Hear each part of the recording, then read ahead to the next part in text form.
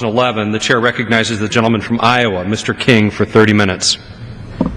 Thank you, Mr. Speaker. Mr. Speaker, it's my privilege to be addressing you here on the floor of the House of Representatives, and it's always interesting for me to sit here and listen to the other members deliver their impression of what goes on and how they envision the future. And enjoyed the gentleman from Illinois' presentation and the gentleman from California, and particularly the gentleman from Arizona who came here to talk about the balanced budget amendment. And so I take that issue up as we get ready to close out the evening.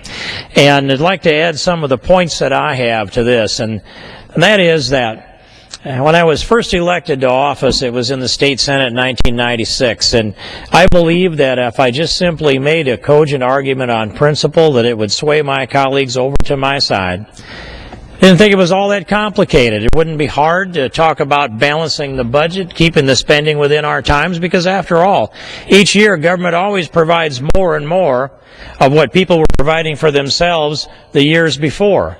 So this encroachment of government, that is the growth in the nanny state and the decrease in personal responsibility, had been going along for years back then. It's been accelerated in the last few years. But the question I'd ask at this point is, what should government not do? What is it that is too much for government to do? Where should we draw the line? And as I'm halfway into the 9th year in this United States Congress, Mr. Speaker, I've been engaged in so many debates and pushed so many bills and supported and opposed so much legislation that I see the pattern. I see a pattern, and it's over here on this side. They believe the government should do everything, and that anybody that is investing their capital and returning an income off of that and making some money is somehow an evil capitalist victimizing the proletariats and the workers. I get a little disappointed even with my own colleagues that constantly repeat this message that rings off the walls of the White House and rang off of the walls of the Speaker's office when Nancy Pelosi was the Speaker. Where are the jobs? Well, okay, it's a legitimate question. But underneath that question is, where are the profits? Where are the profits? Why would an individual invest their capital and their brain power and their back power, their sweat equity, if they didn't have an opportunity to take that little pile of capital and build it up a little bit bigger? If they didn't have an opportunity to get a better return on their investment if they just simply stuck it in U.S. Treasury bills? People who invest money have to expect to have a profit. And then out of the profit, they pay the wages. And if they're making money off of the people they hire more people if they can see a model that will do that. And that's how this worm turns. This is but it is an evil capitalist. I think Mr. Frank said it pretty well, but I'll say this, that free enterprise capitalism has done more good for the world than any other system that's out there. It has gotten people out of bed in the morning. It's kept them up late at night. It caused them to find another way to be more efficient. Competition makes us more efficient. And the desire to do well, sometimes just for the pure sake of the challenge of it all, that desire to do well drives many of us. And now, so the people that are out there creating jobs are doing so because there's a prospect for profit. That's where the jobs are. If the prospect for profit isn't there, if the degree of risk is not proportional to the potential for profit, they're not going to take the risk. It's that simple, Mr. Speaker. And over on this side, I hear sometimes just this lack of resolve that, yes, we ought to have a balanced budget and we need to get there, but it's just too soon to rush there. The resistance to the idea that we should take a look at this spending now and cut this spending now and get it under control now. When I first came into this Congress and swore in here on this floor in January of 2003, shortly after that I went over to the chairman of the Budget Committee and said, "Where's the balanced budget?" 2003. And he said to me, "We can't balance the budget." "Why not?" "It's too hard." "Why is it too hard?" "Because we have too many expenses, too many burdens." Don't you know? Don't you know, green freshman congressman in 2003, that we have been hit by the enemy on September 11th in 2001? Don't you know we had to create an entire TSA and put this huge security system up and merge together the Department of Homeland Security? Don't you know that we had to organize and deploy the military over to places like Afghanistan? Didn't I know that we were mobilizing to go into Iraq at that very time, that our expenses were too high? We couldn't balance the budget. We couldn't provide a balanced budget because it was too hard. It was too hard to balance the budget because our financial system had taken a hard hit in September 11th of 2001, and because we had a war to fight, actually 2 wars to fight, and because we had to create all of this billions of dollars worth of security so we could keep ourselves safe.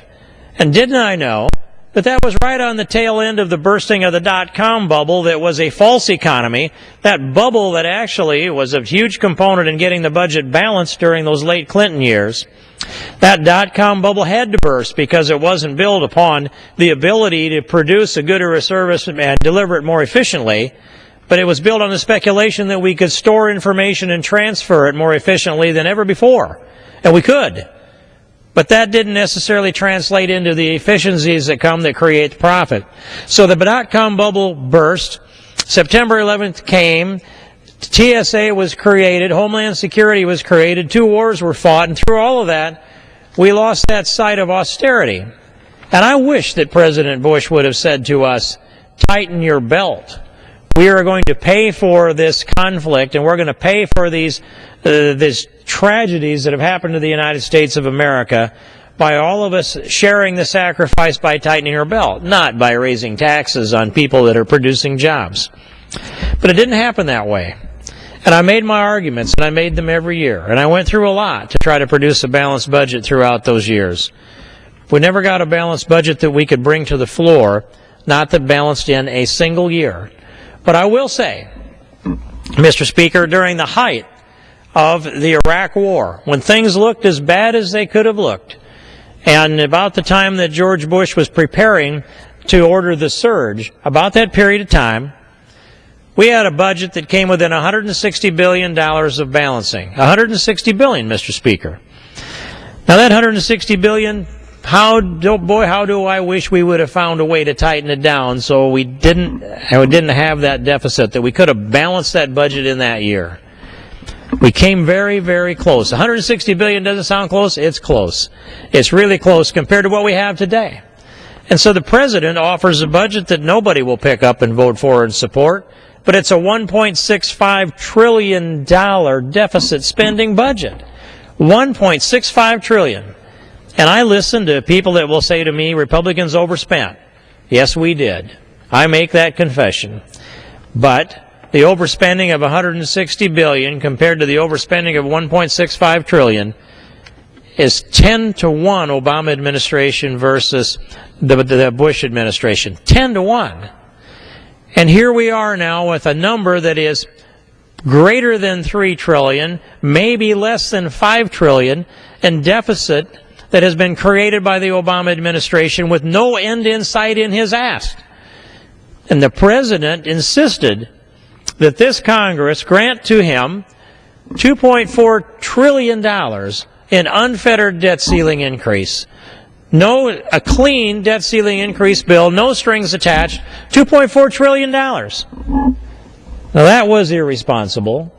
And when you find yourself with a divided government like we have, this government would have gone in that direction in a heartbeat if Nancy Pelosi had still been the Speaker.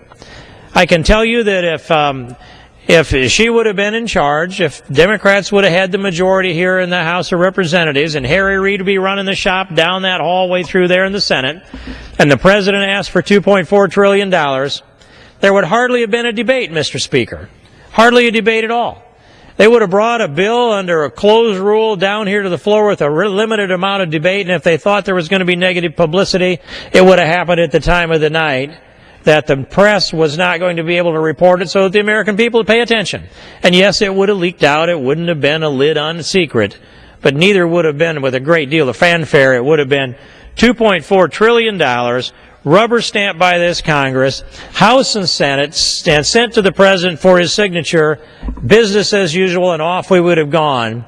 And we would have seen ourselves then with a debt, or excuse me, with a national debt of, let's say $16.7 trillion, no question asked, no strings attached.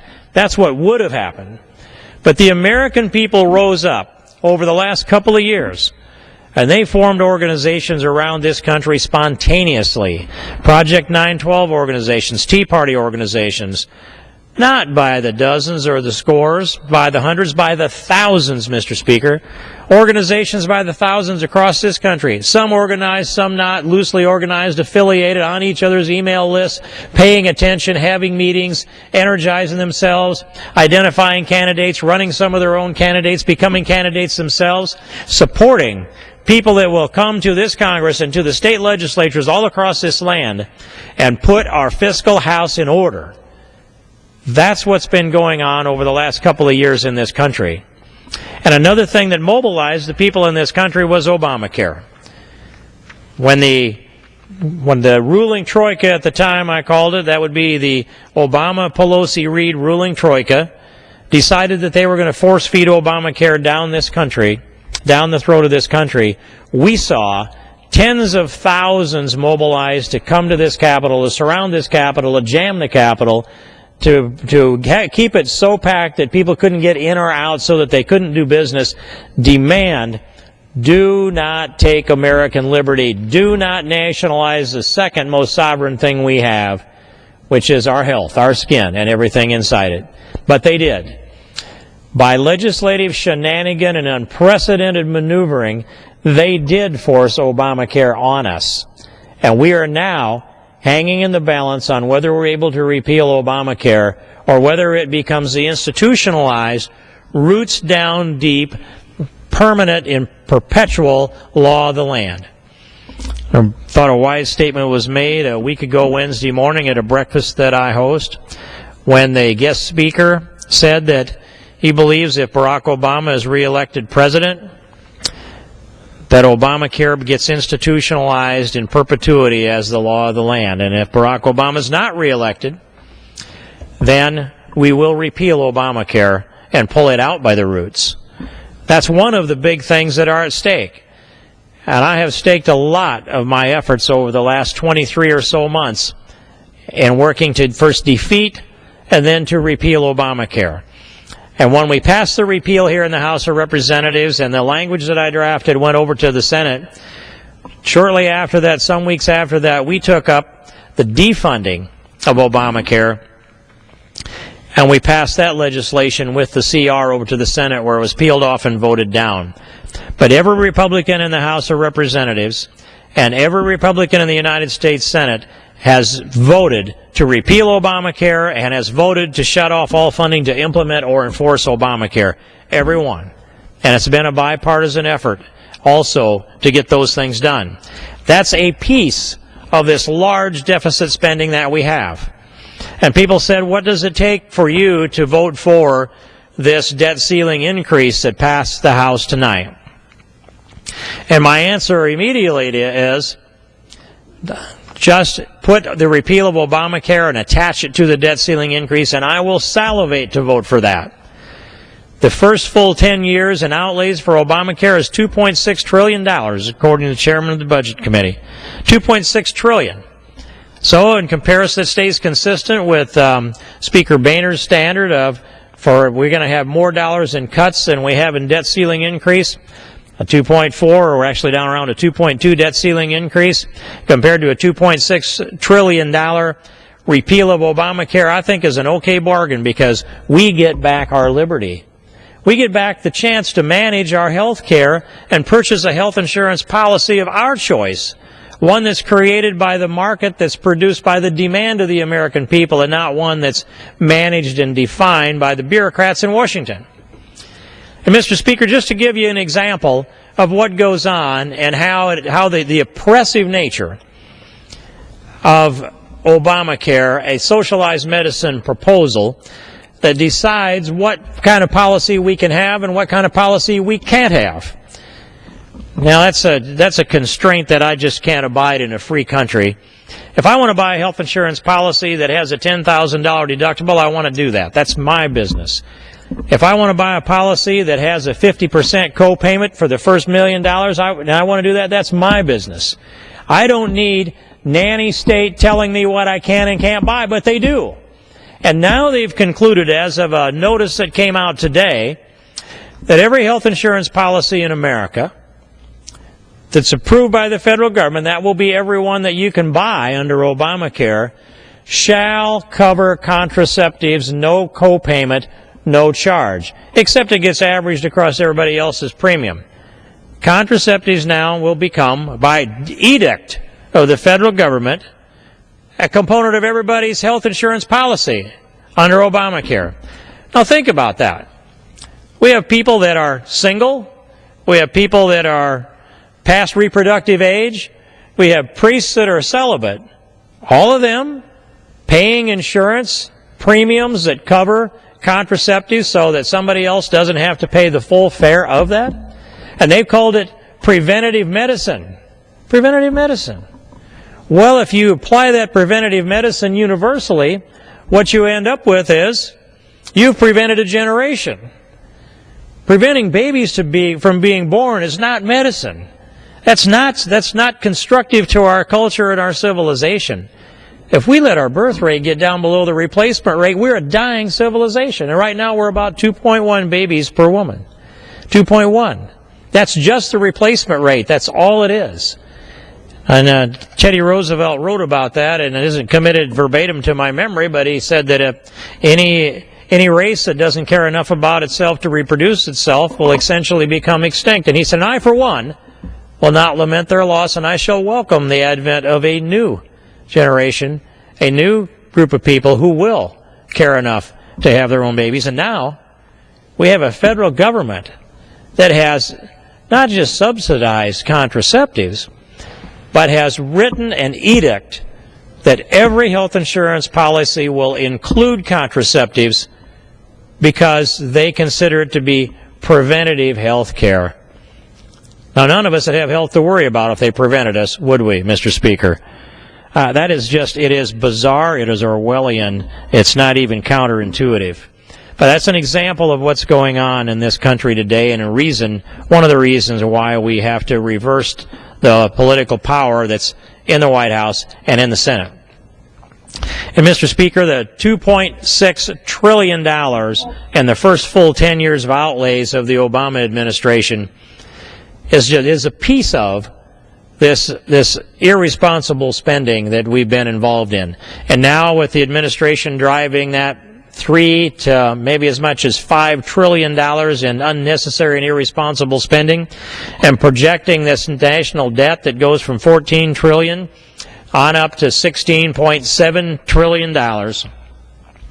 Here's some examples of what we need to do to solve this problem. One, as I said, repeal Obamacare, rip it out by the roots, lock, stock, and barrel, pull out all of the vestiges of Obamacare without any particle of DNA left behind, so that it can't reproduce and grow back on us. We cannot let that happen. It's an unconstitutional takings of American liberty. It's got to go. It diminishes our vitality. It diminishes our future. It diminishes our American potential. Pulling Obamacare out by the roots is one big piece of the solution. Another big piece of the solution, Mr. Speaker, is to pass the fair tax, the national sales tax, to end the IRS as we know it, stop the punishment to people who are producing. We need people in the private sector that are out there creating a profit by their own nature of industriousness and intuitiveness and entrepreneurship.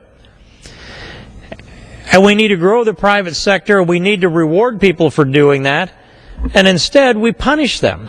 Uncle Sam has the first lien on all productivity in the country, every bit of it. If you have earnings, savings, or investment, if you punch a time clock, if you have a passbook savings, if you have dividends or interest payments that are coming your way, or a estate that's coming your way, or if you have capital gains that's coming your way,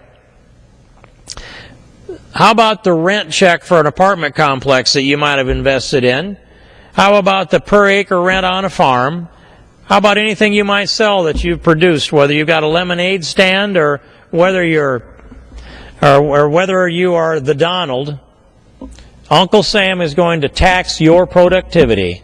He stands there by that time clock, day after day. And when you go to work on Monday morning at 8 o'clock and you punch the time clock, you hear that thunk, and his hand comes out of his pocket, and he holds it out, and you go to work, and each dollar you earn goes into his hand until Uncle Sam has enough to satisfy his appetite for the fruits of your labor. When that moment comes in that day, you punch the time card clock at 8 o'clock. It might be 11 o'clock, it might be 11:30, it might be noon, it might be after lunch, that you've finally earned enough that Uncle Sam will put all those dollars you've earned in his pocket and walk away for the day. Then you can go to work for the governor. It's not as much. He puts that in his pocket. Now you're down to where maybe you're doing it for the wife and kids, or the husband and the kids, as the case may be. Not a lot left for us. But the next morning, that wolf's at the door again. And you punch the time clock again, and there stands Uncle Sam. And out comes his hand, and in goes each dollar you earn until he's satisfied, and he puts it in his pocket and he walks away. You do it every single day. And so why do people go to work when we have over 72 means-tested federal welfare programs that reward people for not working? Over 72 of them. And so they can be heat subsidy, rent subsidy, SNAP. That's the food stamp program now. They had to rename it because food stamps had a bad image. And a TANF program. And the list goes on and on and on. No one can name all of them from the top of their head, which means no one can analyze how they interrelate or how they motivate people to go to work or not to go to work. And I will tell you, people will do what you tell them, what you pay them to do. If you pay them to stay home, they'll stay home. If you pay them to have babies, they'll have babies. If you pay them to go to work, they'll go to work. If you give them an unemployment check and you say that you aren't going to get this check if you go to work, they're not going to go to work anymore. Some will, out of conscience. Yes, we have good, decent people in this country, but by and large, if you pay people not to work, they're not going to show up to work. So what we need to do is take all that tax off of productivity, put it over on the consumption side, let everybody go to work and earn all they want to earn, save all they want to save, invest all they want to invest. They get 56% more in their paycheck under the fair tax. 56% more. The goods and services that we buy go down in price, an average of 22%, because in the price of what we're buying is the income tax and the payroll tax of the wages of the people that produced it. Employers have to, for companies have to build that price in because they don't pay the tax. Last stop consumers pay the tax, not corporations, not companies, not producers. They're the collectors, but they're not the payers. They're the tax collectors. So if we go down that line and cut off all and shut off the IRS and repeal and abolish the IRS tax code and let people earn all they want to earn and invest all they want to invest, save all they want to save, there'll be an incentive there also for savings and investment, and our economy grows dynamically again. And the goods and services that we're producing from foreign countries start to come back here to be produced again. We, Mr. Speaker, have gotten ourselves in a bad fix. We have exported because of our tax structure and the bureaucratic burden and the regulatory burden, we've exported a lot of American industry to places like China. And now we buy Chinese goods and we borrow the money from the Chinese to buy the product of the industry that they've created that we've shipped there. And it has been a colossal mistake to turn us in the opposite direction from the industrialized, productive America into the America that sends IOUs to China and brings goods in from China that we used to make. While we pay people not to work, $212 billion, most of it went for unemployment benefits last December. We pay people not to work, not just the unemployment benefits. We pay people not to work by the 70-some means-tested welfare programs, and some of those that will work are nudged out of the job because we have a number of 12 million or more illegals in this country, of which about 8 million are statistically working in this economy, every one of them taking a job that an American or a legal immigrant can do. It's bizarre for us, Mr. Speaker, to pay millions not to work through 70-plus means-tested welfare programs, pay others not to work on unemployment, and accept the idea that illegals come into America and take jobs from Americans, all the while we shipped our industry over to places like China and borrow money from the Chinese and the Saudis to buy things from the Chinese and the Saudis, let alone develop our own energy here domestically where we can, drill in Anwar, the Outer Continental Shelf, more drilling in the Gulf, and yes, I'd trade with Canada and bring that pipeline down here. Let's do business with our best trading partners. And while all that's going on, and that's a list of some of the things that I lament, Mr. Speaker, but I'd add to that list, we are spending ourselves so deeply into debt that we aren't very many years from not being able to figure out a way to come out. And a constitutional budget, balanced budget amendment is the only solution that I can see that can crack the intransigence of the people over here that believe that we can live in deficit spending in perpetuity, that we can run the debt up in perpetuity, and that we're never going to be held accountable, that we can always borrow and always spend, and we can borrow enough money to buy all of the wants that they have politically so they can pacify their constituents. And yes, it happens over on this side some too. But I want to see a balanced budget amendment come through. And the stage is now set for us to spend the next couple of months marketing the idea of a balanced budget amendment. I want to see the balanced budget amendment that we marked up in the Judiciary Committee. It took 3 days to do so. Bob Goodlatte has drafted and introduced this balanced budget amendment. It requires that this federal government live under a balanced budget, and it requires that there be a 3/5 majority in both houses in order to waive that balance. So if the body here and there decides that we have to break that pledge to the balance, we have to vote to do so. 3/5, 60% supermajority. If we're going to raise the debt limit, it takes a supermajority of 3/5 to do so under the balanced budget amendment of Bob Goodlatte's. It requires that we spend below the cap of 18% of GDP, that we must not exceed an 18% gross domestic product cap. That's all the federal government can consume. We're up there now to that 23-point-something%. We've got to dial it down to the historic average of 18%. And if you want to increase, that's a 2/3 majority to spend above the 18% cap of GDP, and it requires a 2/3 majority to increase taxes. Those are all, Mr. Speaker, standards that we need to hold to in this Congress, and it's going to take a 2/3 majority in this Congress to send that balanced budget over to the Senate and on to the states. And I'll be working to see to it that that happens. And meanwhile, I just want to speak into the record that I voted no on this bill today that raised the debt ceiling. And I did so for a number of reasons. One of them is the standards that I have just put into the record for a balanced budget amendment are not written into the bill. So a balanced budget amendment might take any form.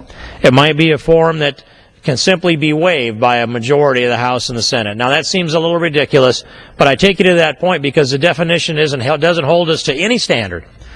I want to hold to the standard that I've just stated.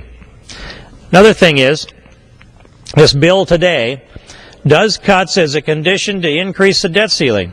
But those cuts are only $7 billion out of discretionary spending for the 1 year that we can control. That's 2012 fiscal year.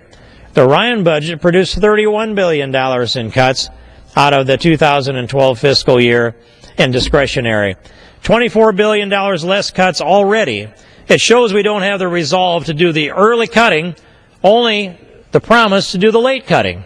So, if you have the late cutting instead of the early cutting, that means that we may not be held accountable down the line. Politicians want to push that off onto future Congresses. They don't want to go home and face the constituents in this time. And so I urge that we pass a balanced budget here out of this Congress. And we realize that we've taken a small step today. We've got to take big steps if we're going to get this country where it belongs. And I look forward to the day that I can say to my grandchildren, we did clear a path for you. We did do it right. We did get to a balanced budget. Now it's up to you to take this country to the next level of its destiny. Thank you, Mr. Speaker. I appreciate your attention, and I yield back the balance of my time.